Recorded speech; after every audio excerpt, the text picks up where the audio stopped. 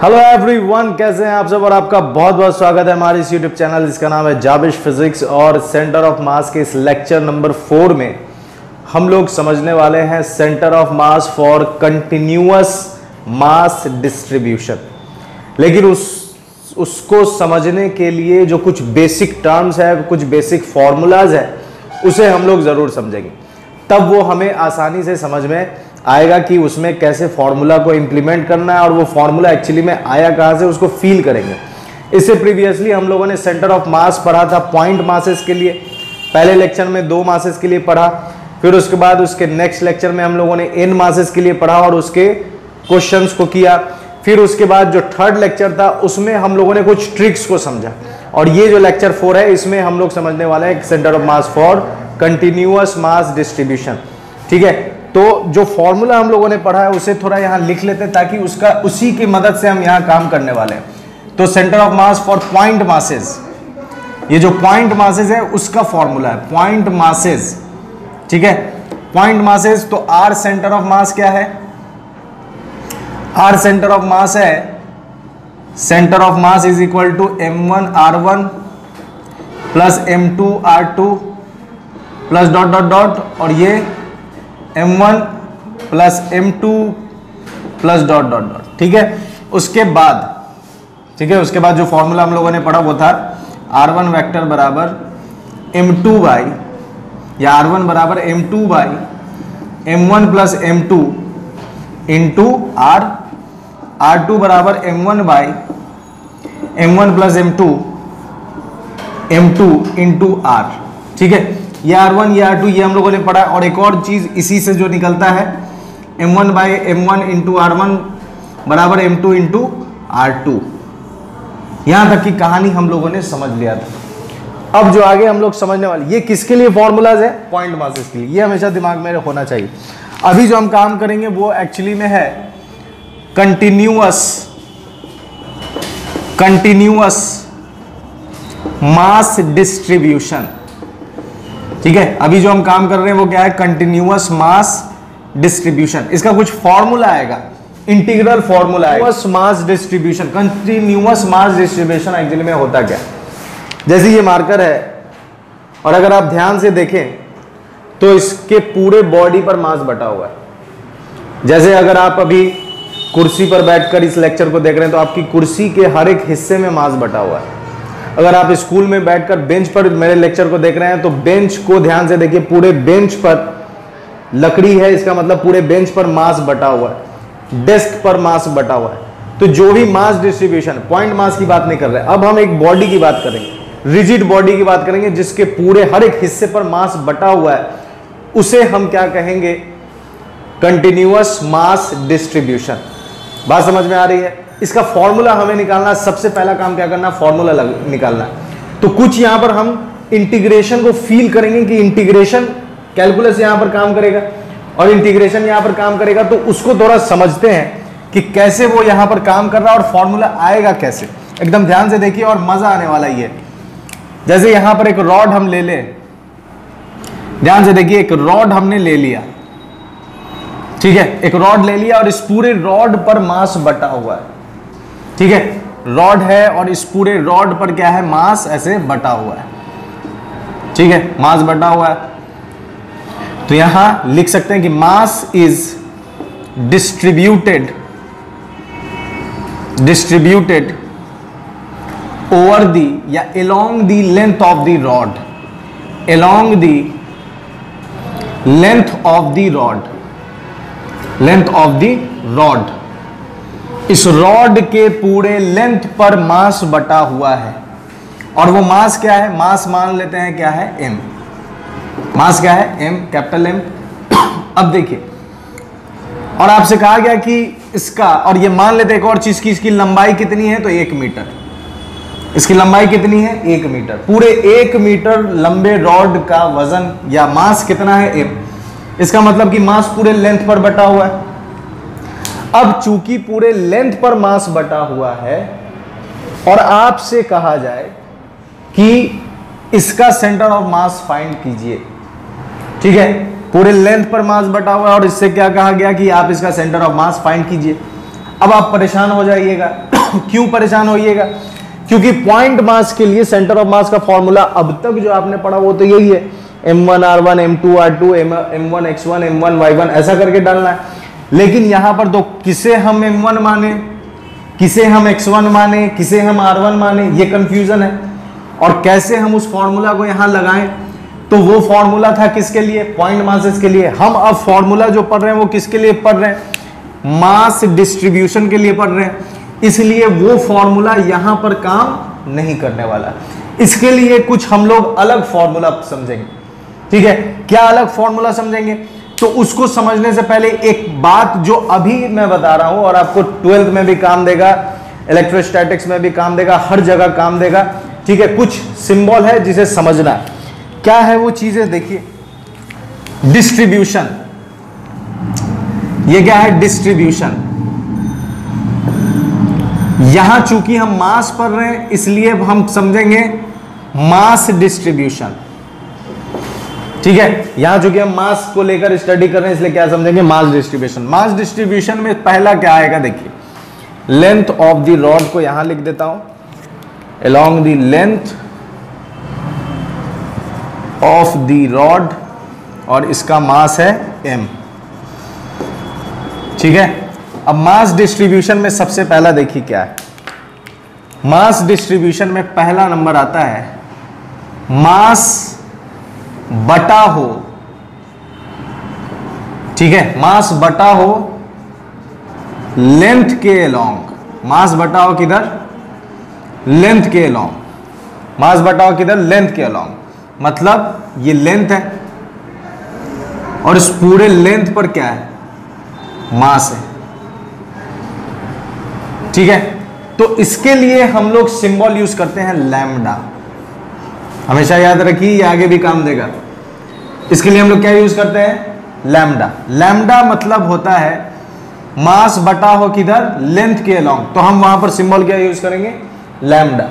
Lambda का formula होगा mass upon length. Mass upon length. अगर मास बटा हो लेंथ के अलोंग तो हम क्या कहेंगे? लैम्डा। लैम्डा का फॉर्मूला क्या होगा? Mass upon length. इसका ऐसा यूनिट क्या होगा? इसका ऐसा यूनिट होगा, मास का होता है किलोग्राम और लेंथ का होता है मीटर, तो किलोग्राम मीटर इनवर्स। बात समझ में आ रही है? दूसरा क्या है? दूसरा है कि मास बटा हो, ठीक है, मास बटा हो सरफेस पर। मास बटा हो किधर? सरफेस पर। जैसे ये बोर्ड जिस पर मैं लिख रहा हूं, इस बोर्ड के, ये बोर्ड क्या है? एक सरफेस है और इस पूरे सरफेस, और इसे अगर मैं उठाऊं तो कुछ फील होगा। ठीक है, इसे उठाने में मेहनत लगेगी। मेहनत लगेगी इसका मतलब कि इसके पास, बोर्ड के पास क्या है? मास। और मास बटा हुआ है किस पर? सरफेस पर। तो इसके लिए हम लोग सिंबल यूज करते हैं सिग्मा। ठीक है, इसके लिए सिंबल क्या यूज करेंगे? सिग्मा। इसका क्या फॉर्मूला हो जाएगा? तो मास अपॉन एरिया। इसका सिंबल क्या हो जाएगा? Mass upon area. इसका एसआई यूनिट क्या हो जाएगा? It's SI unit is, it's SI unit is क्या हो जाएगा? मास का होता है किलोग्राम और एरिया का क्या होता है? मीटर पर मीटर स्क्वायर। तो चूंकि नीचे है इसलिए मीटर इनवर्स स्क्वायर हो जाएगा। ठीक है, ये लैम्डा हो गया, ये सिग्मा हो गया। उसके बाद तीसरा नंबर, ठीक है, तीसरा नंबर, अगर मास बटा हो, मास बटा हो, ठीक है, मास बटा हो किधर? पूरे वॉल्यूम में। मास बटा हो पूरे वॉल्यूम में। मास बटा हो पूरे वॉल्यूम में, तो यहां पर हम लोग क्या लिखेंगे? यहां पर लिखेंगे रो। इसको क्या पढ़ते हैं? रो, RHO, रो। रो। इसका फॉर्मूला क्या हो जाएगा? Mass by volume. इसका फॉर्मूला हो जाएगा मास बाय वॉल्यूम। इसका ऐसा यूनिट क्या हो जाएगा? तो किलोग्राम। वॉल्यूम का क्या होता है? Metre cube. तो मीटर इनवर्स क्यूब हो जाएगा। बात समझ में आ रही है? तो ये तीन तरह का बंटवारा है।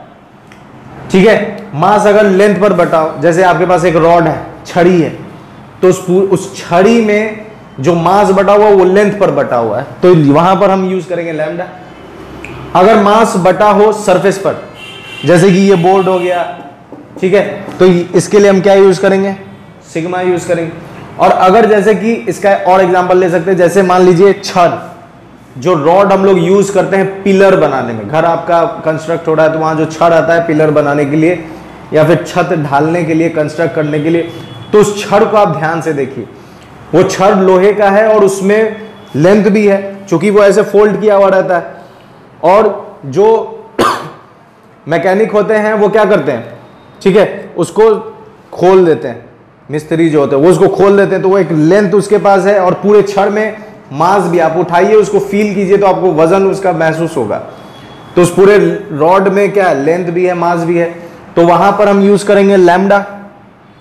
उसके बाद सिग्मा कहां यूज करेंगे, तो जैसे नाला है और नाला को ढकने के लिए स्लैब बनाते हैं हम लोग, ठीक है, नाला को कवर करने के लिए हम लोग क्या बनाते हैं, स्लैब बनाते हैं। तो स्लैब में देखिए एरिया है, क्योंकि वो एक एरिया कवर कर रहा है, और उस एरिया में क्या है, मास भरा हुआ है, क्योंकि उसका इतना थिकनेस होता है। थिकनेस अगर हम इग्नोर कर दें तो उसके साइज को देखिए, और पूरे साइज में कंक्रीट भरा हुआ है, मसाला भरा हुआ है, और मसाला भरा हुआ है मतलब कि मास पूरे सरफेस पर बटा हुआ है, तो वहां पर हम क्या यूज करेंगे, सिग्मा, क्योंकि मास बटा हुआ है पूरे सरफेस पर। रो कहां यूज करेंगे, तो जो पिलर आपका तैयार होता है, पिलर देखेंगे, पिलर के पास एरिया भी है। जैसे अगर आप पिलर को और अच्छे से ज्यूम करना चाहते हैं तो किसी फ्लाईओवर के पिलर को देख लीजिए, फ्लाईओवर के पिलर को देखेंगे तो उसका बेस भी अच्छा खासा रहता है और उसके पास हाइट भी होती है। तो उस पिलर के पास बेस भी है और हाइट भी है, और पूरे उस बेस के साथ हाइट में पूरा कंक्रीट भरा गया है ना, पूरा उसके अंदर मसाला भरा गया है, तो वहां पर मास बटा हुआ है किसके लॉ, वॉल्यूम के लॉ। तो तीन तरह का डिस्ट्रीब्यूशन हम लोग, ये सिंबल हमेशा याद रखिए। अब मैंने कहा आपको कि ये 12th में काम देगा। 12th में क्यों काम देगा, इसलिए कि वहां पर यहां मास के बारे में पढ़ रहे हैं, वहां चार्ज के बारे में पढ़ रहे हैं, तो वहां अगर चार्ज बटा हो लेंथ पर तो वहां भी हम लोग लैम्डा ही यूज करेंगे। सर चार्ज लेंथ पर कैसे बटा होगा, तो जैसे मान लीजिए कि ये मैं प्लास्टिक, ये इससे और लंबा प्लास्टिक ले लूं और अपने पूरे बाल में ऐसे रब कर लूं, तो पूरे प्लास्टिक पर क्या आ जाएगा, चार्ज आ जाएगा। पूरे प्लास्टिक के रॉड पर चार्ज आ जाएगा, तो वो जो रॉड है उसके पास क्या लेंथ, और पूरे रॉड पर क्या बटा हुआ है, चार्ज बटा हुआ है, तो वहां पर सिग्मा। और जैसे ठंड का वक्त है, तो ठंड के वक्त में जब आप अपने कपड़े उतारते हैं रात के वक्त, तो आप देखते हैं कि आपको आपका जो ये है गूज बम्स हो जाता है, मतलब कि रोआ जो है वो खड़ा हो जाता है। इसका मतलब कि आपका जो कपड़ा है वो कपड़ा क्या हो गया, चार्ज हो गया। तो यहां चार्ज बटा हुआ है सरफेस पर, इसलिए हम वहां पर सिग्मा यूज करेंगे 12th में। और अगर ये कहां यूज करेंगे, तो जैसे किसी को इलेक्ट्रिक शॉक लग गया, इलेक्ट्रिक शॉक लग गया तो पूरे बाल ऐसे खड़े हो जाते हैं, तो चूंकि यहां पर सरफेस एरिया भी है और बाल खड़े भी हो गए, इसलिए एक वॉल्यूम को वो कवर कर रहा है, तो इस वजह से वहां पर रो यूज करेंगे। तो जो सिंबल है वो हमेशा यही रहेगा, लैम्डा सिग्मा रो, ठीक है। हर एक पॉइंट बहुत आराम से आपको बताता जा रहा हूं ताकि आप खुद से सारी चीजें समझ लें और यहां बैठ जाए और आगे आप खुद से डेरिवेशन कर सके, इसलिए ये बता रहा हूं एकदम आराम से। तो लैम्डा सिग्मा रो, ये तीन बेसिक चीजें जो अभी पूरे में मिलने वाला है आगे डेरिवेशन, ठीक है। कब कहां यूज करेंगे, अब देखिए इस पर कुछ एग्जांपल्स हम लोग लिख लेते हैं इसके अकॉर्डिंग एग्जांपल्स क्या है। एग्जांपल्स जैसे पहला लेते हैं रॉड, ठीक है, दूसरा लेते हैं डिस्क, तीसरा लेते हैं हॉलो हेमिस्फेयर,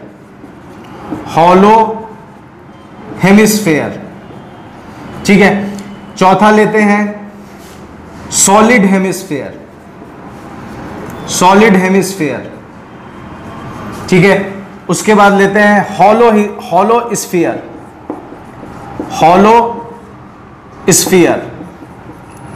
और पांचवा लेते हैं सॉलिड स्फीयर, क्योंकि इससे हटके और कोई आपको नहीं मिलने वाला है।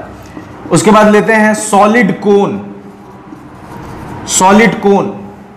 उसके बाद क्या लेते हैं हॉलो कोन, उसके बाद क्या ले सकते हैं ट्रायंगुलर प्लेट, जिसको लैमिना करके भी आप किताब में पढ़ोगे तो लैमिना भी मिलता है, ट्रायंगुलर प्लेट।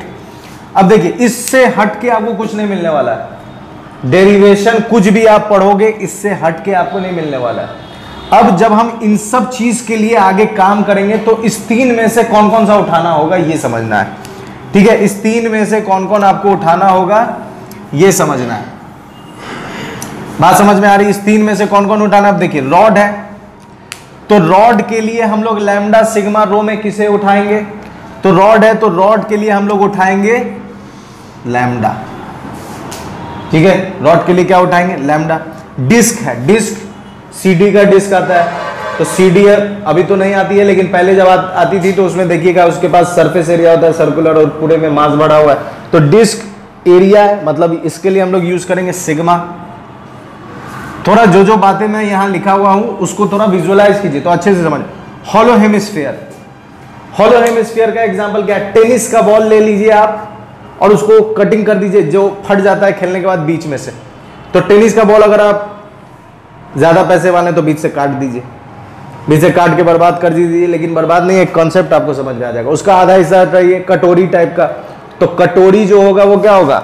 हेमिस्फीयर, लेकिन अंदर से कटोरी खाली है, तो हॉलो हेमिस्फीयर। तो उस कटोरी के पास वॉल्यूम नहीं है, उस कटोरी के पास क्या? Surface area. तो सरफेस एरिया, तो इसके लिए भी हम लोग क्या यूज करेंगे? सिग्मा। सॉलिड हेमिस्फीयर, अब आप टेनिस का बॉल नहीं काटिए, अब आप ड्यूस का बॉल काटिए। ड्यूस का बॉल जब आप काटेंगे तो आपको वो भरा हुआ मिलेगा पूरा, ठीक है। उसके अंदर लकड़ी भरी रहती है वो बुरादा बना के, तो वो आपको पूरा भरा हुआ मिलेगा, वो अंदर से खोखला नहीं मिलेगा, तो वो हो जाएगा आपका सॉलिड हेमिस्फीयर। सॉलिड हेमिस्फीयर हो जाएगा, तो सॉलिड हेमिस्फीयर मतलब उसके पास वॉल्यूम है, तो वहां पर मतलब जब हम लोग इसके लिए काम करेंगे तो यहां पर यूज करेंगे रो। उसके बाद hollow hemisphere, sorry hollow sphere, तो वही टेनिस का बॉल जो कि अंदर से खोखला रहता है, तो उसके पास वॉल्यूम नहीं है, उसके पास सिर्फ क्या है? सरफेस एरिया है। तो सरफेस एरिया तो हॉलो स्फीयर में यूज करेंगे हम लोग सिग्मा। सॉलिड स्फीयर में यूज करेंगे क्या चीज? सॉलिड स्फीयर में यूज करेंगे रो।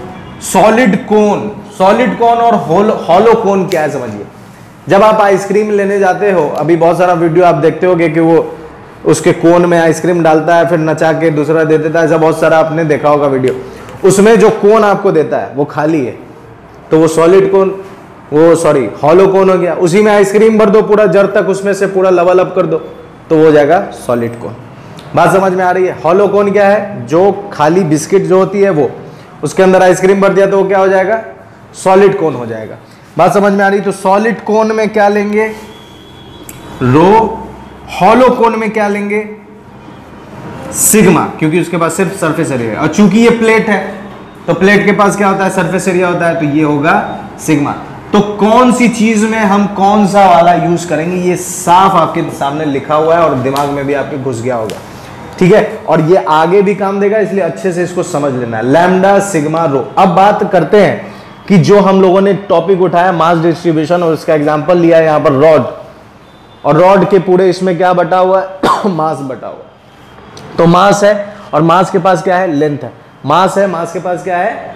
लेंथ है। तो जब मास है और मास के पास लेंथ है तो इसका मतलब कि यहां पर लैम्डा सिग्मा रो में से कौन सा उठाएंगे? जल्दी बताइए, कौन सा उठाया जाएगा? मास बटा है किस पर? लेंथ पर। इसलिए इसके लिए हम लोग यूज करेंगे क्या? लैम्डा, ठीक है। इसके लिए हम लोग यूज करेंगे लैम्डा। बात समझ में आ रही है? और लैम्डा बराबर क्या हो जाएगा? लैम्डा यूज करेंगे और लैम्डा बराबर हो जाएगा, मास है 1m और 1 मीटर है, इसलिए 1, अगर कुछ भी x होता तो यहां लिखते x। बात समझ में आ रही है? तो ये डिस्ट्रीब्यूशन है, ये डिस्ट्रीब्यूशन समझ में आनी चाहिए, इसको फटाक से नोट कीजिए ताकि हम अपनी गाड़ी आगे बढ़ाएं।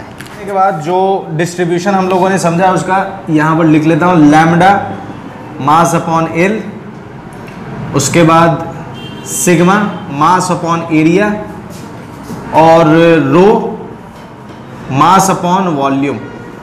ये तीन चीजें हमेशा हमें ध्यान में रखना है और ये आगे भी मिलेगा, और कब कहां पर यूज होगा ये भी मैंने बता दिया। अब आगे चलते हैं और आते हैं इस रॉड पर वापस। तो जैसा कि मैंने कहा कि मास डिस्ट्रीब्यूटेड है लेंथ पर, लेंथ ऑफ द रॉड, और इसका रॉड का मास कितना है?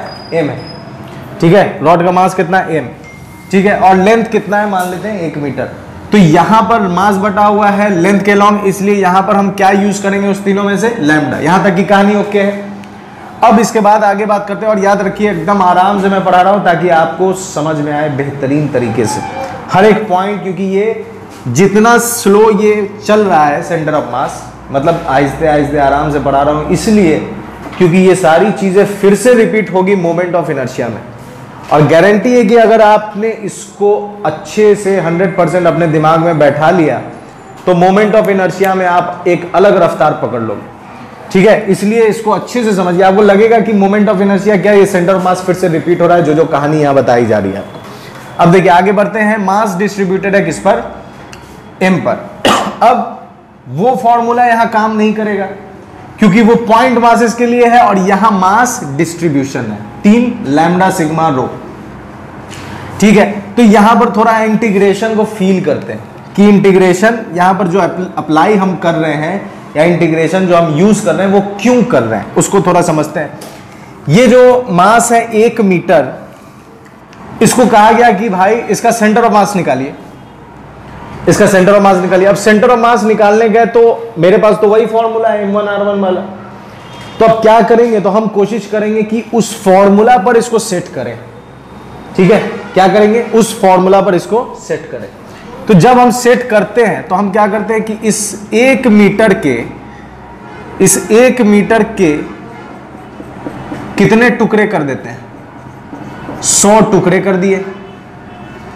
आपने सोचा कि ये काम आसान है, 100 टुकड़े कर देते हैं, तो आपको इस तरह से m1 m2 dot dot dot m100 तक मिल जाएगा और फिर आपको हर का r1 मिल जाएगा। मान लीजिए जैसे कि यहां अगर हम ओरिजिन मान लें तो ओरिजिन पर है m1, उससे 1 सेंटीमीटर पर है m2, उससे आगे m3 और ऐसे करते करते आपको मिल रहा है m100, ठीक है। ये आप उस पर सेट करने के लिए तो आ गए, लेकिन इस कंडीशन में जो रिजल्ट आपका आएगा वो परफेक्ट नहीं होगा। इसमें बहुत सारा डिमेरिट है, क्योंकि आप क्या कर रहे हैं कि मास को बांट दे रहे हैं, कितने टुकड़े में, 100 टुकड़े में।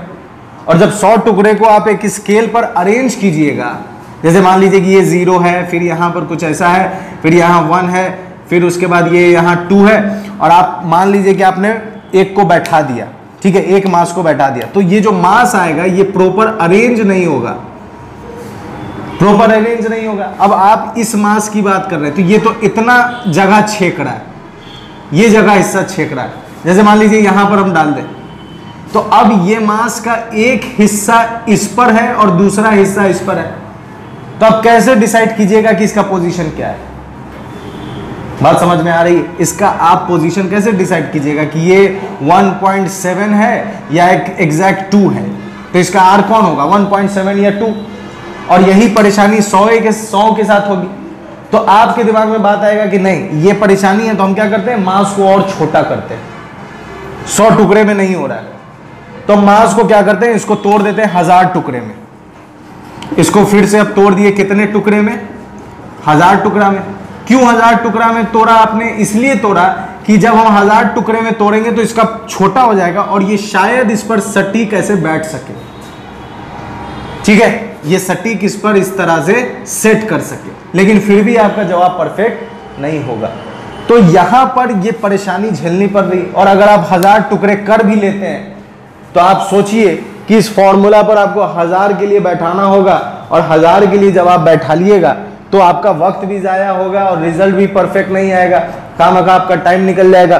तो इस वजह से ये फॉर्मूला यहां इस तरह से लगाना बिल्कुल गलत है।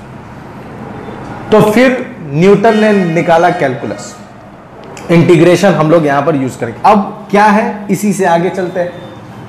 हालांकि टुकड़े तोड़ना सही है क्योंकि हम उस पर सेट करना चाह रहे हैं, तो हम क्या करते हैं कि इसके टुकड़े करते हैं, ये जो लेंथ है इसका टुकड़ा करते चले जाते हैं, करते चले जाते हैं, करते चले जाते हैं, मतलब कि कोई स्टॉप नहीं, मतलब करते जा रहे हैं, करते जा रहे हैं, करते जा रहे हैं, करते जा रहे हैं, टुकड़े पे टुकड़ा करते जा रहे हैं। तो इससे क्या होगा कि जैसे एक चीज समझिए, जब आप 100 पर कर रहे थे तो आंसर परफेक्ट नहीं आया, लेकिन जैसे ही आपने 100 से 1000 टुकड़े किए तो थोड़ा आप खिसके परफेक्शन की तरफ, तो इसका मतलब कि जैसे जैसे हम टुकड़ा बढ़ाते चले जाएंगे रिजल्ट मेरा सटीक होता चला जाएगा, हम रिजल्ट के करीब होते चले जाएंगे। मतलब इसका यह है कि एज वी इंक्रीज, जैसे ही हम बढ़ाएंगे, as we increase the number of टुकड़ाज, as we increase the number of टुकड़ाज, we approach closer to the result, we approach closer to the result। जितना हम टुकड़ा बढ़ाते चले जाएंगे जितना, उतना हम रिजल्ट के नजदीक होते चले जाएंगे।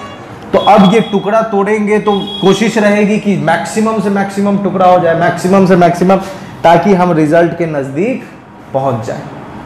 तो अब इसे तोड़ते गए तोड़ते गए तोड़ते गए तोड़ते गए और तोड़ते तोड़ते हमें फाइनली जो टुकड़ा मिलने लगा, उस टुकड़े को हम बोलने लगे कि ये बहुत छोटा टुकड़ा है। और अगर मान लेते हैं कि ये 1 मीटर है, ये लेंथ 1 मीटर है, इसको तोड़ते गए तो इसमें जो ये होगा, ये मान लेते कि अगर ये इतना छोटा हो जाए, इतना छोटा टुकड़ा हो जाए, बात समझ में आ रही? तो ये 1 मीटर से बहुत छोटा हो गया, बहुत छोटा हो गया।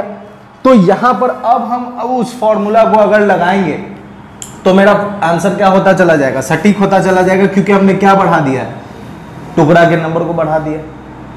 तो इस चीज को समझने के बाद अब हम इसको कैलकुलस के तौर पर समझे कि हमने किया क्या, हमने जो हमारे पास लेंथ था उस लेंथ को तोड़ा ताकि हम उस फॉर्मूला पर सेट कर सके, और सेट करने के बाद सेंटर ऑफ मास का फॉर्मूला बैठा सके।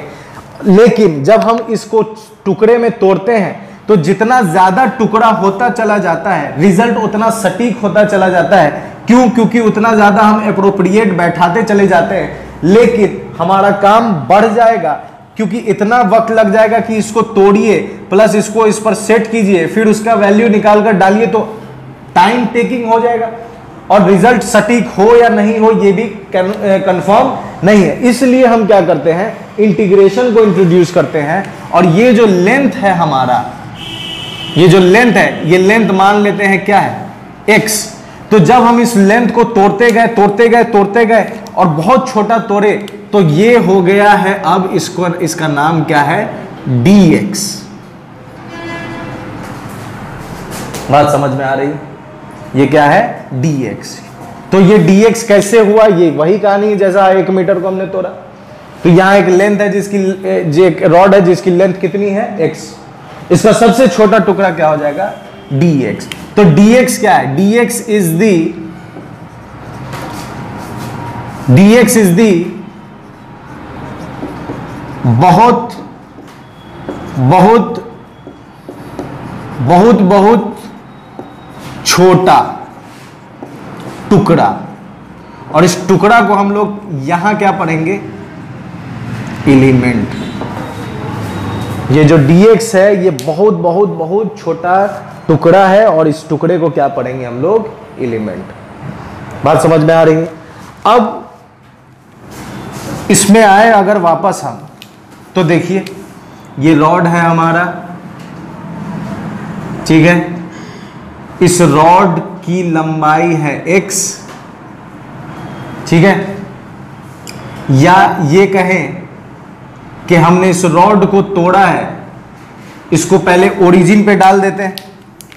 तो आइए ओरिजिन पर डाल देते हैं। ये हो गया x एक्सिस और ये हो गया y एक्सिस, ये ओरिजिन है।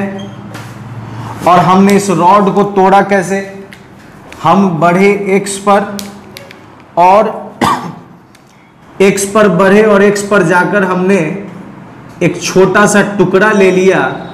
इस टुकड़े को बोल रहे हैं कि ये टुकड़ा है dx। हमने एक रॉड लिया, रॉड को एक कोऑर्डिनेट एक्सिस पर रखा, x एक्सिस, y एक्सिस, और इस ओरिजिन से, इस रॉड के लिए जो ओरिजिन है, ओरिजिन से हम x पर गए और x पर जाने के बाद क्या ले लिया, dx। तो ये कुछ फिगर हमारे पास कुछ ऐसा बना कि एक dx मास, ये dx लेंथ का टुकड़ा यहां पर है, जिसका जिसकी दूरी x है, कहां से? ओरिजिन से। और चूंकि ये बहुत छोटा लेंथ है तो सोचिए कि मास भी क्या हो गया होगा? बहुत छोटा हो गया होगा।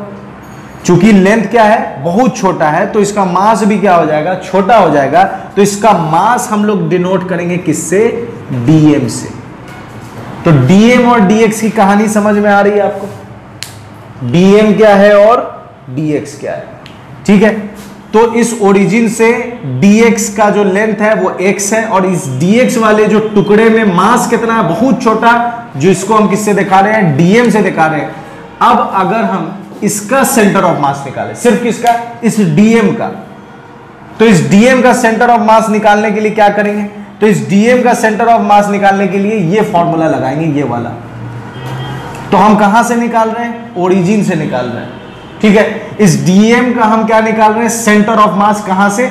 ओरिजिन से। तो ये r1 वाला फॉर्मूला लगाइए। r1 बराबर, चूंकि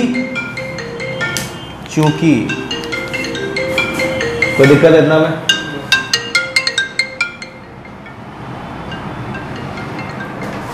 हाँ, इधर आ जाएगा ना। चलिए देखिए, तो ये जो R1 हम निकाल रहे हैं, इस फॉर्मूला को यूज कर रहे हैं। ठीक है, ये जो R1 है, तो यहां पर ये चूंकि छोटा लेंथ dm, तो इसको हम मान लेते हैं कि ये हमारा m2 है और यहां पर हमारा m1 है। लेकिन m1 के पास तो कोई दूसरा मास नहीं है, m1 के पास कोई दूसरा मास नहीं, बस हम इस dx एलिमेंट के लिए काम कर रहे हैं। तो अब R1 वाला फॉर्मूला लगाएं तो m2 बराबर क्या हो जाएगा? m2 बराबर हो जाएगा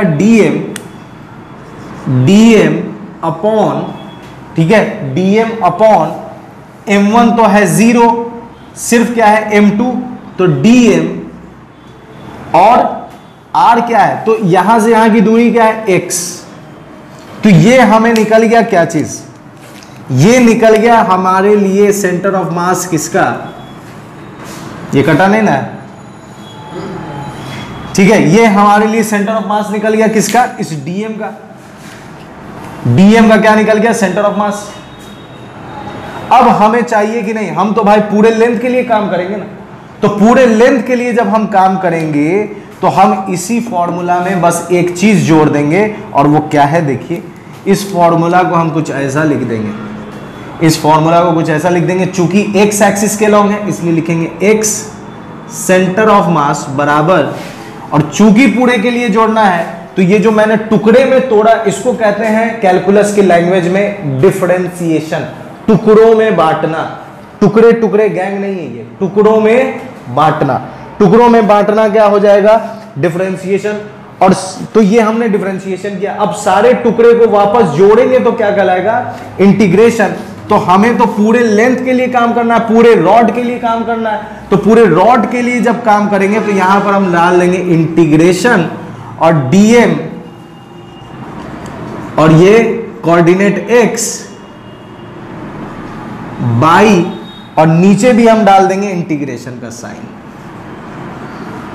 ये फॉर्मूला और अप्रोप्रिएट तरीके से लिखूंगा मैं जब यहां पर जगह मिटा दूंगा। हालांकि यहां तक की कहानी समझ में आएगी, ये फॉर्मूला आया कैसे, कहानी कहां से शुरू हुई, एक बार फिर से रिकॉल कर देना। पॉइंट मास के लिए पढ़ लिया, मास डिस्ट्रीब्यूशन तीन तरह का, लैम्डा, सिग्मा, रो। यहां पर मास बटा हुआ है लेंथ पर। अब इसका कहा गया कि आप सेंटर ऑफ मास निकालिए, लेकिन हम तो यही पढ़े हैं अभी तक। तो इसको यहां लगाने के लिए क्या तरीका अपना है? 100 टुकड़ा। 100 टुकड़े लगाए, तो 100 टुकड़े लगाने के बाद इस पर बैठाने लगे तो आंसर परफेक्ट नहीं मिला। तो हम सोचे कि और टुकड़ा करते हैं, तो जैसे जैसे हम टुकड़ा बढ़ाते चले जाएंगे आंसर हमारा परफेक्ट होता चला जाएगा। तो जैसे जैसे टुकड़ा बढ़ाएंगे आंसर हमारा परफेक्ट होता चला जाएगा। तो यहां पर परफेक्ट तो होगा, लेकिन मेहनत ज्यादा लग जाएगी और वक्त भी ज्यादा निकल जाएगा। इसलिए इससे हम लोगों ने मैथ से एक हेल्प लिया। हेल्प क्या लिया? यही कैलकुलस का यूज किया। क्या किया हमने? इसके टुकड़े करते गए, और जितना ज्यादा टुकड़ाज होता चला जाएगा उतना नजदीक हम आते चले जाएंगे रिजल्ट के। अब यहां पर देखिए, जैसे ही हम रिजल्ट के नजदीक आने की बात करते हैं तो हम इसको ऐसा कहते हैं कि ये लेंथ है, और इसका सबसे छोटा टुकड़ा जो हमें मिला टुकड़ा करने के बाद, टुकड़ा करने के बाद जो सबसे छोटा टुकड़ा मिला वो क्या है? dx। तो dx जो है वो बहुत बहुत बहुत छोटा है, किससे? एकदम छोटा सा, बहुत छोटा टुकड़ा है जिसे हम क्या कहते हैं? एलिमेंट। और इस dx के पास, इस छोटे से एलिमेंट के पास जो मास होगा वो क्या होगा? dm मास होगा। तो हम इस छोटे से टुकड़े को उठाए और ये टुकड़ा जो है ओरिजिन से x दूरी पर है, इस छोटे से टुकड़े को उठाए और x दूरी पर है, इसको रखे और ओरिजिन पर से हमने इसका सेंटर ऑफ मास फाइंड किया तो कुछ ऐसा आया। लेकिन हमें तो पूरे रॉड के लिए चाहिए, तो ये जो पूरे रॉड के लिए चाहिए तो हम क्या करने लगे? इसको इंटीग्रेट करने लगे। इंटीग्रेट करके यहां फाइनल रिजल्ट आ गया। किताब ओपन करेंगे तो ये ऐसा मिला हुआ नजर आएगा। तो ये फॉर्मूला देख के आपको घबराना नहीं, ये फॉर्मूला आया कैसे ये समझ में आया होगा। अभी इस पर मैं और चर्चा करूंगा, पहले आप इसे नोट कर लीजिए फटाक से ताकि मैं इसको साफ कर सकूं। ठीक है, देखिए तो इस पर थोड़ा और चर्चा करते हैं। अभी कुछ सवाल आपके दिमाग में आया होगा और नहीं आया होगा तो गलत बात है, मैं बता दे रहा हूं क्या क्या आना चाहिए था। सबसे पहली चीज कि ये फॉर्मूला मैं वापस यहां लिख रहा हूं, ये क्या आया हमारे पास, यहां लिखते हैं। ठीक है, इसको घेर दो। R1 बराबर क्या आया? dm। ये कैसे आया? हमने इसके पैटर्न को इस फॉर्मूला पर सेट किया तो आया dm अपॉन dm और इसका कोऑर्डिनेट आया x। r जो है वो x है। यहां पर dm कैंसिल हो जाएगा, dm कैंसिल कर दो आप, dm कैंसिल कर देंगे तो क्या बचेगा? R1 is equal to x। तो x क्या है? x इज दी, R1 बराबर क्या आया? x आया। तो x क्या है? x is the centre of mass of the dm मास। बात समझ में आ रही है? ये जो x आया है, ये x एक्चुअली में क्या है? Centre of mass of the dm मास। इसको हमेशा ध्यान में रखिएगा, ये किसका सेंटर ऑफ मास है? dm मास का। ये सेंटर ऑफ मास किस, ये x जो है वो एक्चुअली में किसका सेंटर ऑफ मास है? dm मास का। ठीक है, x जो है वो सेंटर ऑफ मास है dm मास का। लेकिन हमें तो पूरे के लिए काम करना है, तो पूरे के लिए जब हम काम करेंगे तो हम लिखेंगे x centre of mass integration dm और x और फिर इंटीग्रेशन नीचे dm। अब आपके दिमाग में बात आएगा कि dm है, इंटीग्रेशन है, कैंसिल कर देते हैं, फिर से x आ जाएगा। नहीं, ये गलत है। क्यों गलत है? क्योंकि जब हम इस पर वैल्यू डालकर, कटने का मतलब क्या है कि अभी कट रहा है और आगे भी कटेगा। लेकिन अगर यहां काट दें, लेकिन ये गलत है क्योंकि जब हम इस पर इसका वैल्यू डालेंगे और फिर इसको एक्सपैंड करेंगे तो आपको फील होगा कि ऊपर का वैल्यू कुछ है और नीचे का वैल्यू कुछ है। क्योंकि ऊपर जो आप इंटीग्रेट कर रहे हो वो आप dm प्लस x को इंटीग्रेट कर रहे हो, लेकिन नीचे आप सिर्फ किसको कर रहे हो? dm को कर रहे हो। इसलिए ये दोनों कभी इंटीग्रेशन में कैंसिल नहीं होगा। रिजल्ट इसका जो भी आएगा उसमें से जो कॉमन होगा उसको कॉमन निकाल कर आप काट सकते हैं। लेकिन यहां पर कटिंग करना गलत है। यहां पर क्यों काट दिया? क्योंकि dm है और उससे हमें एक रिजल्ट निकालना था कि x क्या है? वो सेंटर ऑफ मास है किसका? dm मास का। तो सिमिलरली ये x के लिए हम लोगों ने लिख लिया। y के लिए अगर हम लिखेंगे तो y का सेंटर ऑफ मास का फॉर्मूला क्या हो जाएगा? y सेंटर ऑफ मास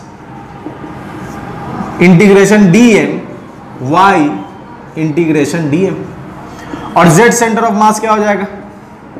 तो integration dm z integration dm। तो ये तीन फॉर्मूला है जो हम लोग काम करेंगे और इस पर अपना डेरिवेशन फाइनल करेंगे। ये तीन फॉर्मूला आया कैसे? इसको फील किया होगा आपने कि ये फॉर्मूला कैसे आया। किताबों में लिखा होता है, आप बस देखकर घबरा जाते हैं कि ये आया कैसे, इसका यूज क्या है, इसको इंप्लीमेंट कैसे करना है। तो यहां पर मैंने आपको पूरा फील दिया है कि ये फॉर्मूला क्यों आया और कैसे आया और इंटीग्रेशन ने इसको कैसे लाने में मदद किया। बात समझ में आ रही? एक सवाल और आपके दिमाग में ये आ सकता था कि यहां पर पूरा लेंथ x है और यहां छोटा सा टुकड़ा dx है, लेकिन यहां हमने x लिया और फिर उसके बाद dx लिया। तो ये दो कहानी है। पहली कहानी ये कि ये मैं आपको बताना चाह रहा था यहां पर कि अगर कोई बहुत लंबा है उसका छोटा टुकड़ा हम इससे डिनोट करेंगे, इसका मतलब ये। और यहां लिखा हुआ भी है कि dx जो है वो बहुत बहुत बहुत छोटा है, बहुत छोटा टुकड़ा है जिसे हम क्या कहेंगे?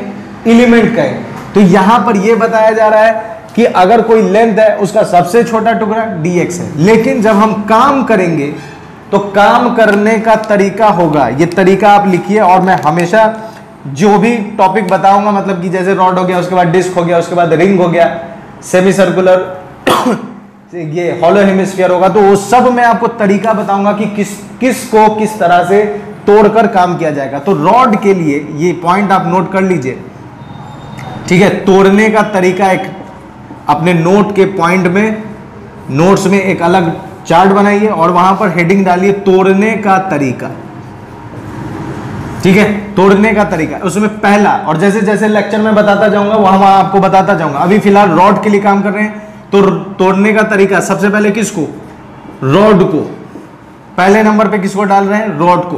तो रॉड को तोड़ने का तरीका क्या है, एक्स पे जाकर dx का एलिमेंट लेंगे, x पर जाकर dx का एलिमेंट लेंगे। ये रॉड को तोड़ने का तरीका है, ठीक है। रॉड को तोड़ने का तरीका क्या है, x पर जाकर dx का एलिमेंट लेंगे, x पर जाकर dx का एलिमेंट लेंगे। ये रॉड को तोड़ने का तरीका है। इसको यूज कैसे करेंगे, तो उसके लिए आपने ये वाला भी हिस्सा लिख लिया होगा, तो मैं ये अभी इरेज करने वाला पूरा, ठीक है, पूरा, क्योंकि अब इसका काम है। अब सिर्फ और सिर्फ जो भी डेरिवेशंस होगा उसमें बस 3 चीज का काम है, याद रखिए। लैम्डा सिग्मा रो का काम होगा, पहले नंबर पर मैं वहां बोर्ड पर यही लिखूंगा, लैम्डा सिग्मा रो। दूसरे नंबर पे क्या लिखूंगा, ये तीनों फॉर्मूला। और हमेशा याद रखिए एक्स क्या है, centre of mass of DM mass. यहां वाई क्या हो जाएगा, तो centre of mass of DM मास,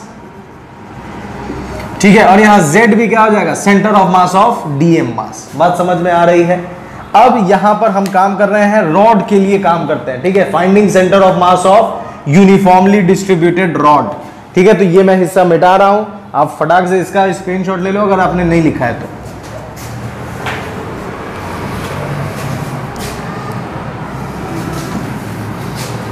देखना बोर्ड चमकेगा तो बताना।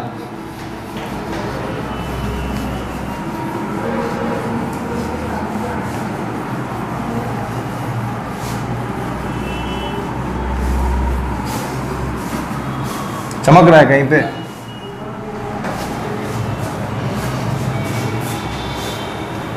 ठीक है।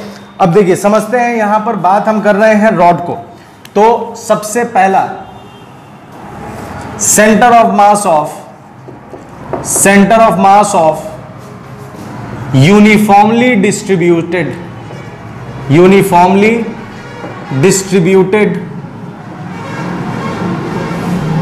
Centre of mass of uniformly distributed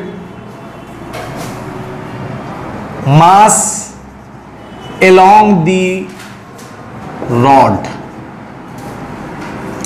the length of the rod। ये पहला हम लोग सेंटर ऑफ मास फाइंड कर रहे हैं, पहला नंबर, ठीक है। पहला नंबर हम लोग फाइंड कर रहे हैं, एक रॉड है जो मास बटा हुआ है उसके लेंथ पर। तो यहां एक रॉड ले लेते हैं, ठीक है। ये हमने एक रॉड ले लिया, इस रॉड का मास दिया हुआ है m, इस रॉड का मास दिया हुआ है m, और इसकी लंबाई क्या है, l, कैपिटल L मान लेते हैं। इसकी लंबाई क्या है, कैपिटल L। हमें क्या कहा गया कि इसका आपको क्या निकालना है, सेंटर ऑफ मास निकालना है। सबसे पहली चीज रो, लैम्डा सिग्मा रो में यहां कौन आएगा, जल्दी बताइए। लैम्डा सिग्मा रो में यहां हम क्या यूज करेंगे, लैम्डा यूज करेंगे। क्यों लैम्डा यूज करेंगे, क्योंकि मास बटा है किस पर, लेंथ पर। तो लैम्डा सिग्मा रो में हम यूज करेंगे यहां लैम्डा। तो सबसे पहले हम लैम्डा निकाल लेते हैं। कुछ स्टेप्स हैं जो हर डेरिवेशन में काम आएगा, इसलिए एकदम आराम से समझिए इसको। जो मैं कहानी यहां पर जो स्टेप्स मैं बता रहा हूं, सबसे पहले हमने क्या किया, जो कहा जा रहा था उसके अकॉर्डिंग हमने फिगर बना लिया, एक रॉड बना लिया जिसकी लेंथ L है, और मास इसमें m है। तोड़ने का तरीका यहां दिया गया है, ठीक है। सबसे पहले हम निकालेंगे क्या, स्टेप 1। सबसे पहले आप क्या लीजिए, एक एलिमेंट। सबसे पहले आपको क्या करना है, टेक एलिमेंट। सबसे पहला काम आपको क्या करना है, एलिमेंट लेना है। तो एलिमेंट कैसे लेंगे यही बताएगा। एलिमेंट लेने का तरीका ये मैं आपको तोड़ने के तरीके में बताऊंगा। एलिमेंट तोड़ने का तरीका बोले तो एलिमेंट लेना,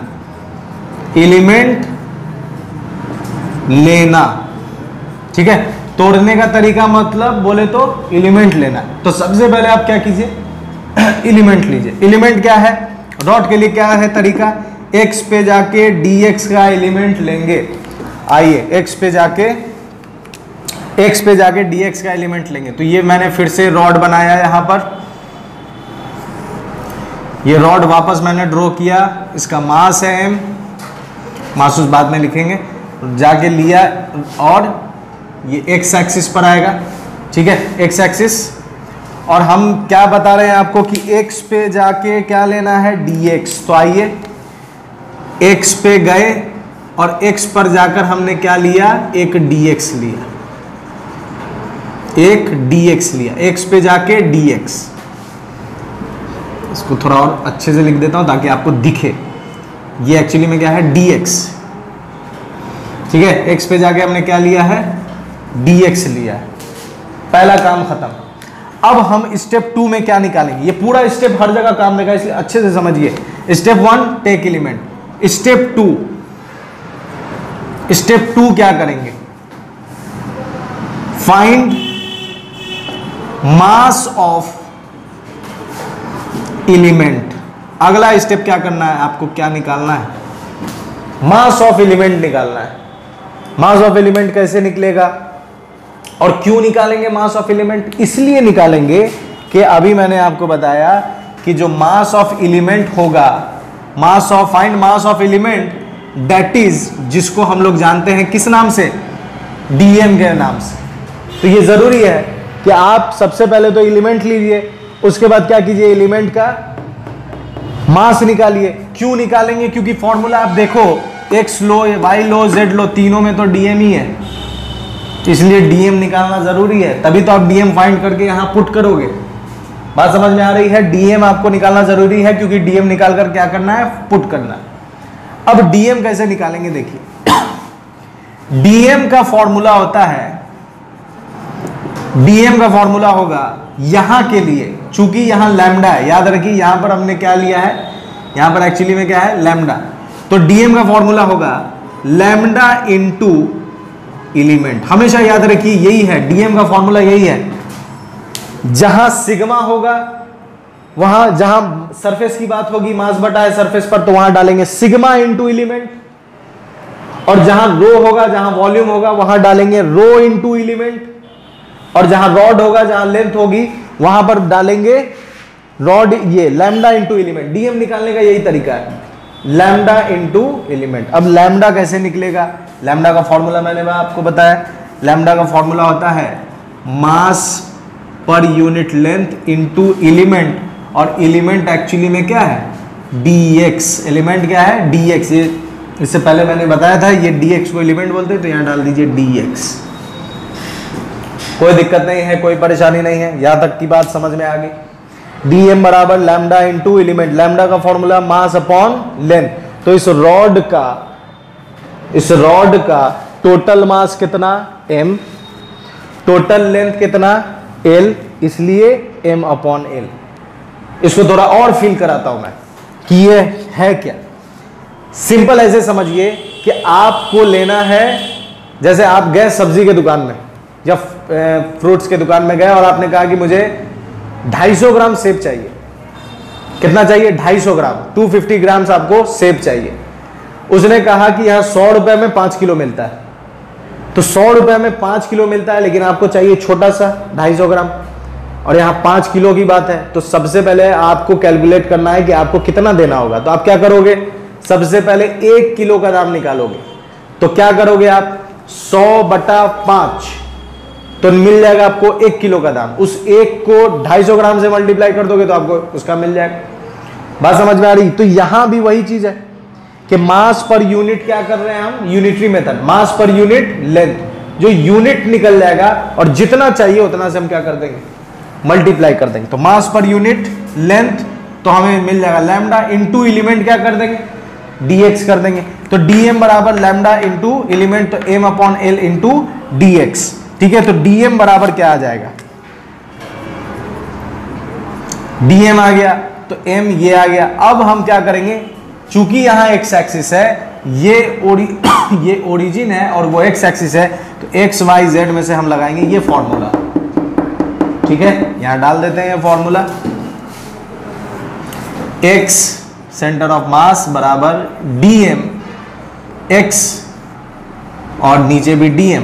अब इसका लिमिट क्या डालेंगे, लिमिट कैसे डाला जाए, तो लिमिट देखिए आप इंटीग्रेट किसको कर रहे हैं, छोटा छोटा टुकड़ा में किसको, छोटे छोटे टुकड़े को जो आप इंटीग्रेट कर रहे हो वो एक्चुअली में लेंथ है। तो यहां जो लिमिट हम डालेंगे वो भी किसका डालेंगे, लेंथ का डालेंगे। तो 0, इस रॉड के लेंथ को अगर आप देखें तो ओरिजिन पर है 0, ओरिजिन पर है 0, लेकिन यहां पर क्या हो जाएगा, l हो जाएगा। ओरिजिन पर है 0 लेकिन इसका लिमिट अगर डालें तो यहां क्या हो जाएगा, l हो जाएगा। तो हम लिमिट डालेंगे 0 से लेके l तक, 0 से लेके l तक। अब वैल्यू इसमें पुट कर देना है, dmx, dm का वैल्यू कितना है, m/l into dx, m/l into dx into, अब ये x क्या था, x क्या है, centre of mass of dm मास। तो इस dm का सेंटर ऑफ मास क्या होगा, x, तो यहां डाल देंगे हम x अपॉन फिर से dm, तो m/l dx, इसको इंटीग्रेट कर देना है 0 से l तक, 0 से l तक। अब उसमें से कौन कौन कांस्टेंट है, बाहर हो जाएगा, m/l कांस्टेंट है, बाहर हो गया, ये आ गया अंदर, इंटीग्रेट करना है आपको x dx, कहां से कहां तक, 0 से l तक, और नीचे आ जाएगा आपका m/l बाहर आ जाएगा, ठीक है। इंटीग्रेट करना है सिर्फ किसको, dx को, कहां से कहां तक, 0 से l तक। अब इसमें देखिए m से m कटेगा, m से m डिचिक डिचिक, l से l डिचिक डिचिक, बच गया क्या, x dx। x dx का इंटीग्रेशन क्या होता है, तो आपको फॉर्मूला याद होगा, x to the power n dx का इंटीग्रेशन होता है x टू दी पावर n+1 बाई n+1। बस इस फॉर्मूला को वहां सेट कर देना है। तो सेट कीजिएगा तो ध्यान से देखिए, यहाँ कुछ नहीं है, इसका मतलब पावर कितना है, 1, तो यहाँ बैठा लो आप तो 1+1 हो जाएगा 2, तो आ जाएगा x² बाई 1+1 2, लिमिट कहां से कहां तक, 0 से l तक, ठीक है। नीचे dx का इंटीग्रेशन हो जाएगा x, लिमिट कहां से कहां तक, 0 से l तक। तो ये आ गया आपका 1/2, अपर लिमिट रखेंगे, ठीक है, कट नहीं ना रहा है, कट रहा है, ठीक है। अब देखिए इसको मैं मिटा देता हूं, फॉर्मूला कैसे इंप्लीमेंट हुआ है, चूंकि कट जाएगा इसलिए मुझे यहां लिखना पड़ रहा है, ठीक है। इसका यहां लिख रहा हूं, इसका मैं यहां लिख रहा हूं, ध्यान से देखिए, ठीक है। तो 1/2 को बाहर कर दो, 1/2 बाहर हो जाएगा x², तो डालेंगे अपर लिमिट रखते हैं और घटाते हैं लोअर लिमिट, तो l² माइनस 0 का स्क्वायर बाई, ठीक है, नीचे क्या है l -0। अब ये फाइनल आपको क्या मिलेगा, फाइनल मिलेगा, ये इंप्लाइज दैट कि 1/2 l² बाई, और नीचे कितना है l से l कट गया, तो फाइनल आपका सेंटर ऑफ मास आ गया, x सेंटर ऑफ मास आ गया l/2। और ये जाहिर सी बात थी, ये तो कॉमन सेंस वाली बात है कि एक आपको यूनिफॉर्मली रॉड दिया जाए और उसका आपको सेंटर ऑफ मास निकाला जाए तो वो एकदम उसके मिड में लाई करेगा। बात समझ में आ रही है, वो एकदम कहां लाई करेगा, मिड में लाई करेगा, ठीक है। तो यहां हम देख रहे हैं रिजल्ट प्रूफ करके भी l/2। तो तरीका आपको समझ में आया, सबसे पहले एलिमेंट लेना है, एलिमेंट लेने का तरीका मैं आपको बताऊंगा हर केसेस में कि कैसे कैसा जाकर किया जाएगा, और उसका आप जरूर एक लिस्ट बनाना और उसको अपने नोट्स में रखना ताकि आपके दिमाग में हमेशा रहे वो बात। एलिमेंट लेना है, एलिमेंट के पास जो मास होगा वो dm होगा, वो फाइंड करना है, तो dm बराबर लैम्डा एलिमेंट, ठीक है, लैम्डा बराबर ये हो जाएगा। अब फॉर्मूला डालो, dm डालो और x उसका कोऑर्डिनेट डालो, पूरा मैथ्स है, इंटीग्रेट करो, रिजल्ट तक पहुंच जाओ। बात समझ में आ रही है, इसका फटाक से नोट करो और याद रखिए जैसा मैंने यहां बताया है सेम टू सेम। इसके बाद हम लोग रिंग पर काम करेंगे, तो रिंग का नेक्स्ट लेक्चर में रिंग पर काम करेंगे, तो रिंग का भी मैं पूरे इसी तरीके से स्टेप बाय स्टेप बताऊंगा। डिस्क पर काम करेंगे, डिस्क पे भी स्टेप बाय स्टेप सारी चीजें होंगी। उसके बाद हेमिस्फेयर, सॉलिड हेमिस्फेयर, उसके बाद कोन, ये सब चीज पर मैं एकदम स्टेप बाय स्टेप, ताकि आपको हर एक पॉइंट समझ में आए कि काम हो कैसे रहा है और किया कैसे जा रहा है। बात समझ में आ रही, फटाक से इसको नोट कीजिए आप लोग कि यहाँ पर आपको मैंने एक्सप्लेन किया है, उसके अकॉर्डिंग थोड़ा सा प्रैक्टिकल भी कर लेते हैं ताकि गुद्दे में घुस जाए अच्छे से। ये एक रॉड है, ठीक है, हालांकि ये लकड़ी का एक रॉड है और थोड़ा सा टिल्ट है, लेकिन इससे काम बन जाएगा। आइए इसको समझते हैं। यहाँ पर हमने समझा कि इसका सेंटर ऑफ मास कहाँ होगा, ठीक इसके बीच में l/2। तो इसको फाइंड करते हैं, ठीक है। क्या करेंगे, दोनों एंड पर आप ऐसा हाथ रखिए, ठीक है, और हाथ रख के इसको धीरे धीरे आप नजदीक लाइए और जब आप नज़दीक लाएंगे तो आप देखेंगे कि आप उस पॉइंट पर पहुंच गए हैं जो पॉइंट पर ये लकड़ी एकदम स्ट्रेट है, ना ही नीचे गिर रहा है और ना ही मतलब एकदम इक्विलिब्रियम में आ गया। तो इसका मतलब कि आपकी उंगलियों ने, आपके हाथ ने इसके सेंटर ऑफ मास को पकड़ा हुआ है, बैलेंस किया हुआ है, इसलिए ये गिर नहीं रहा है। बात समझ में आ रही है? इसको मैं एक उंगली पर भी कर सकता हूं, देखिए, ठीक है। तो आप देख सकते हैं कि ये एक उंगली पर बैलेंस्ड है, इसका मतलब यही इसका सेंटर ऑफ मास है। तो मैं इसका सेंटर ऑफ मास फाइंड कर सकता हूं इसके लेंथ को मेजर करके, और जिस पॉइंट पर मेरी उंगली है उसको पॉइंट को मार्क कर दूंगा। तो इस पॉइंट से भी मैं सेंटर ऑफ मास कितनी दूर है ये फाइंड कर लूंगा, और इस पॉइंट से भी सेंटर ऑफ मास कितनी दूर है ये फाइंड कर लूंगा। तो और मेरी पूरी कोशिश रहेगी कि जो जो टॉपिक मैं पढ़ाऊं इंशाल्लाह उससे मैं आपको प्रैक्टिकल भी करके दिखाऊं, ठीक है। तो यहां तक की कहानी आपको बेहतरीन तरीके से समझ में आ गई होगी, और आप पर वाजिब है कि शेयर करें, सब्सक्राइब करें, लाइक करें और अपने फ्रेंड सर्किल में ज़रूर बताएं, और इसी तरह मेरे साथ बने रहें। तो मेरे साथ बने रहने के लिए बहुत बहुत शुक्रिया। अपना ख्याल रखें। गुड बाय एंड खुदा हाफिज़।